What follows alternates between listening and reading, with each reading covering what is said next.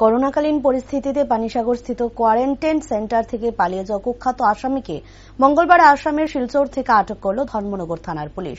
আটককৃত আসামির নাম বিপ্লব দাস, তার বাড়ি ধর্মনগর কামেশ্বর এলাকায়। জানা গেছে তার নামে ধর্মনগর থানায় বর্তমানে প্রায় 4টি মামলা রয়েছে।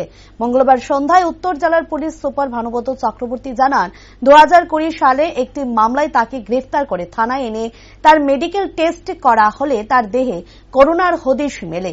তাকে তৎক্ষণাৎ পানিসাগরস্থিত কোয়ারেন্টাইন সেন্টারে পাঠানো হয়। সেই সময় অর্থাৎ 2020 সালের 16 সেপ্টেম্বর সুযোগ বুঝে কোয়ারেন্টাইন সেন্টার থেকে সে পালিয়ে যায়। এরপর রাজ্য পুলিশ তাকে বহু খোঁজাখুঁজি করেও পায়নি। পরবর্তীতে পুলিশ তদন্তে খবর আসে সে প্রায়শই রাতে ধর্মনগর কামেশ্বর স্থিত নিজ বাড়িতে এসে ধর্মনগরের বিভিন্ন জায়গায় চুরি করে সকালে ট্রেনে কিংবা বাই রোডে শিলচর চলে যেতে। সে মোতাবেক ধর্মনগর থানার পুলিশের একটি দল তাকে আটক করতে শিলচর পাড়ি দেয়। শিলচর গিয়ে তাকে আটক করতে গেলে সে নিকটবর্তী একটি পুকুরে ঝাঁপ দিয়ে আত্মগোপন করার চেষ্টা করলেও পুলিশ তার পিছু ধাওয়া করে তাকে আটক করতে সক্ষম হয়। মঙ্গলবার বিকেলে তাকে নিয়ে আসা হয় ধর্মনগর থানায়। বুধবার তাকে সেই কোর্টে তোলা হবে বলে জানা যায়। মানে সে একটা ব্যাটালিয়ন চোর।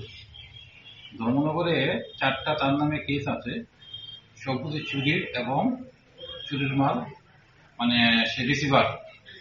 তার নাম হলো বিপ্লব দাস, বাবার নাম প্রদীপ দাস, বাড়ি হলো কামেশ্বর। এই 4টা কেসে সে ওয়ারেন্টি।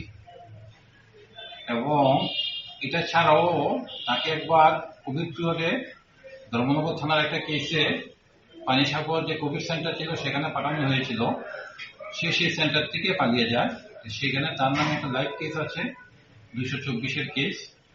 তো তাকে অ্যারেস্ট করাতে আশা করি যে ধর্মনগরে যে চুরি, সেই চুরি কিছুটা কমবে। কারণ আমাদের কাছে যে গোপন সূত্রে যে খবর এসেছিল সেই খবর অনুযায়ী সে রাত্রেবেলা চুরি করে সকালে ট্রেনে সে শিলচর চলে যায়। সেই গোপন সূত্রের উপর আমরা ভিত্তি করে আমাদের বিশ্বাস সাহা সাব ইন্সপেক্টর উনি একটা টিম নিয়ে গিয়েছিল শিলচরে। তো সেখানে গিয়ে সে তাকে অ্যারেস্ট করার চেষ্টা করেছিল ইনিশিয়ালি, কিন্তু সে পালিয়ে যেতে সক্ষম হয় এই পুকুরে ঝাঁপ দিয়ে। তারপরে পুলিশও পুকুরে ঝাঁপ দিয়ে অনেক দস্তাবস্তি করে তাকে নিয়ে আসা হয়েছে। খুব ভালো কাজ করেছে বিশ্বাস সাহা এবং তাকে।